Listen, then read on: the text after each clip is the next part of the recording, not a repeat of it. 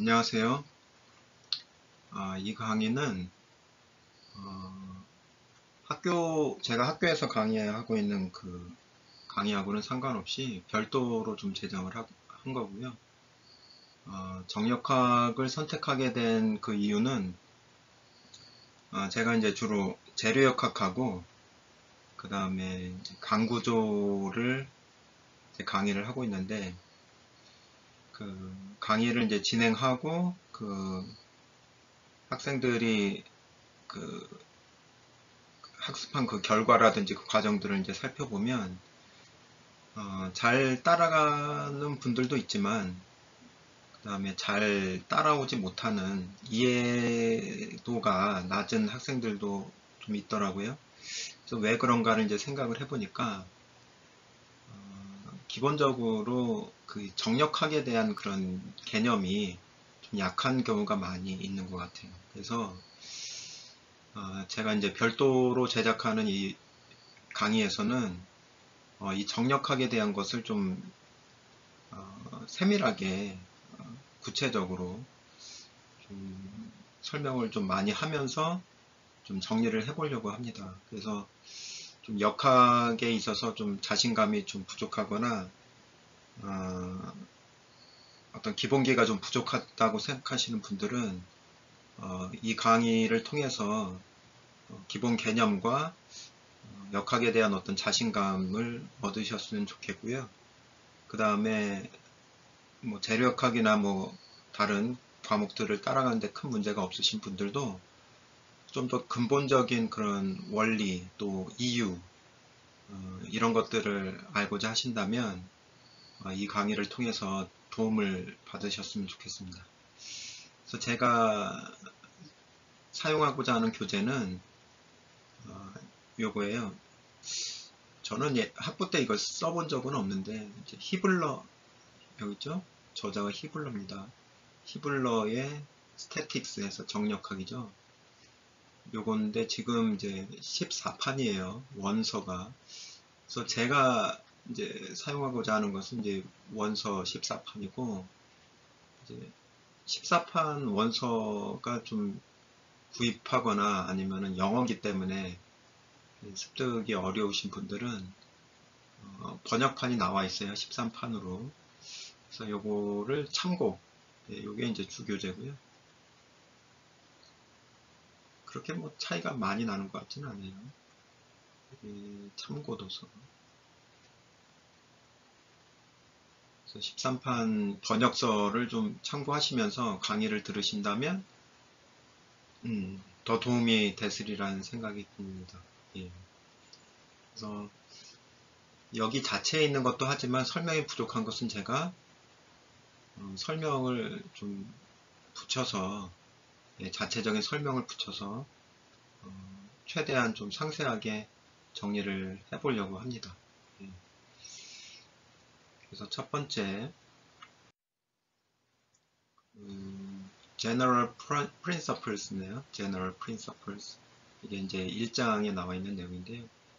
번역을 해본다면 일반적 원리죠. 그러니까 기본이 되는 거죠. 기본이 되는 일반적 원리. 정력학의. 여기서부터 이제 정력학이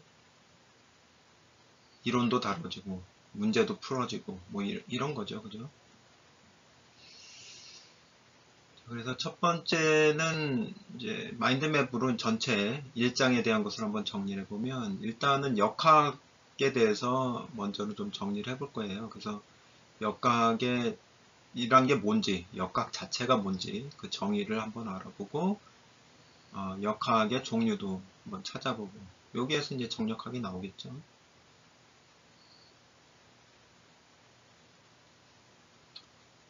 그 다음에 이제 2절에서는 fundamental concept네요. 그죠? 기본적인, 기본 개념이죠.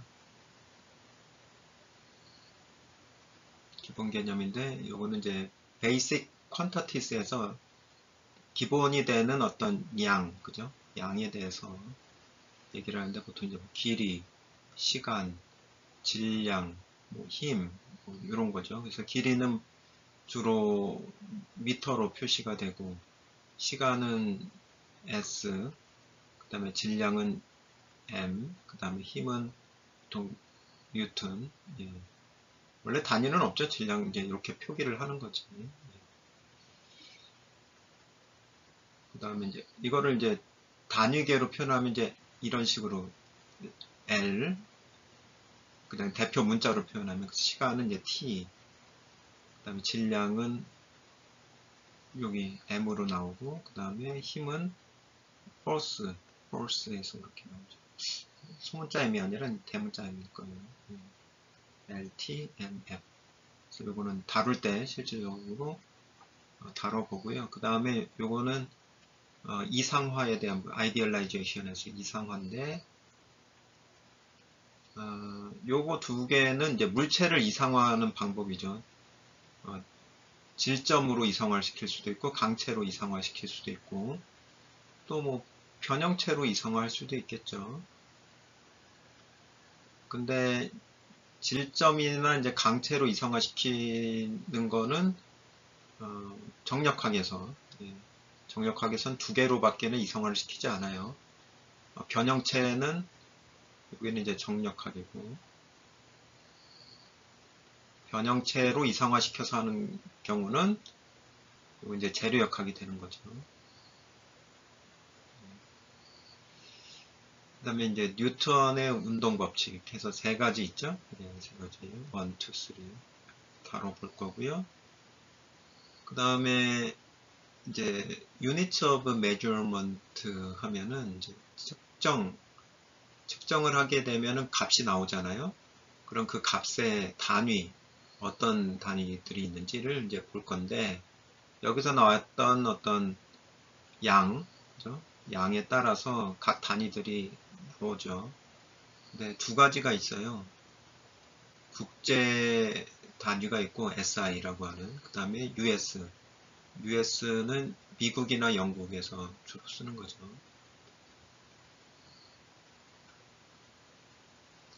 그 다음에 이제 단위를 이제 변환시키는 거.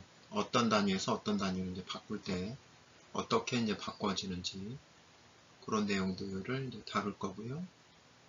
그 다음에 International System of Units. 요거는 뭐냐면 국제 단위계라는 제목 의미가 이제 국제 단위계인데, 여기서 다루는 건 이제 접두사를 다루게 돼요. 보통 이제 뭐 메가, 그죠? 메가가 들어가면 이거는 이제 의미가 이제 10의 6승 이런 의미가 있잖아요. 그 다음에 기가 하면은 10의 9승.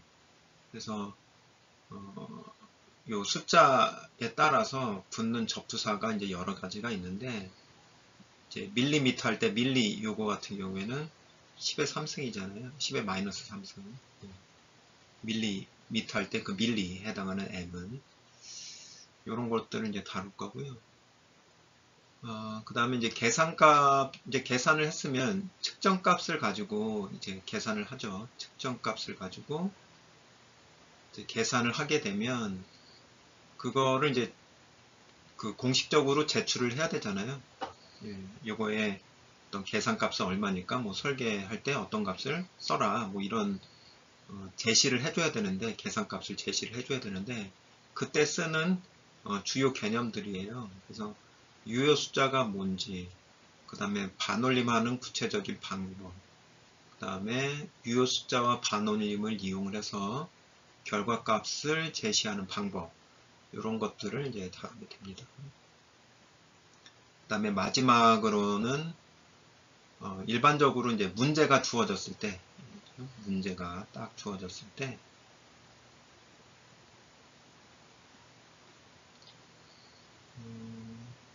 일반적으로 뭐 그냥 어떤 문제가 왔든지 해석하려면은 어떤 과정을 거쳐야 되는지 하는 해석 절차예요. 그래서 첫 번째는 이제 문제를 이제 분석을 해봐야 되겠죠. 어떤 의미인지, 의미를 여기서 찾아야 되고, 무엇을 원하는지, 문제가 요구하는 바가 무엇인지를 찾아야 되고, 그 다음에 문제를 요약을 해요. 정보 같은 경우에는 데이터들을 한번 뭐 표로 정리를 해보고, 또 이제 중요한 그림은 어떤 구조물은, 중요한 구조물을 이렇게 그림으로 그려가지고 다이어그램으로 한번 표현을 해보고, 물체가 있으면 뭐 힘이 이렇게 작용을 하고, 여기에 대해서 뭐 반력이 어떻게 작용하고 있고, 이런 것들을 한번 그려보는 거. 그 다음에 이제 문제를 풀기 위한 수식을 만들어야죠. 그죠? 수식을 만드는 것. 그게 이제 수식 표현이고, 이제 수식을 풀면은 이제 결과값이 나오겠죠. 예, 요 결과값에 바로 요 계점을 쓰겠죠. 그 다음에 결과값이 나왔다고 해서, 그냥 계산값 나오니까 이거 답이다 이렇게 생각하는 게 아니라, 이제 검토를 해봐야 돼요. 이게 상식적으로 나올 수 있는 값인지, 또 이론적으로 나올 수 있는 그 범위에 해당하는 값인지, 이런 것들을 최종적으로 검토하는 것까지, 이게 잘 안 되는 부분이죠, 보통. 예. 그래서 이것까지 해야 문제를 풀었다라고 볼 수가 있습니다. 예, 그래서 1장에서 다루고자 하는 내용을 이제 전반적으로 한번 소개를 해봤고요. 이제 하나씩 구체적으로 설명을 해볼게요.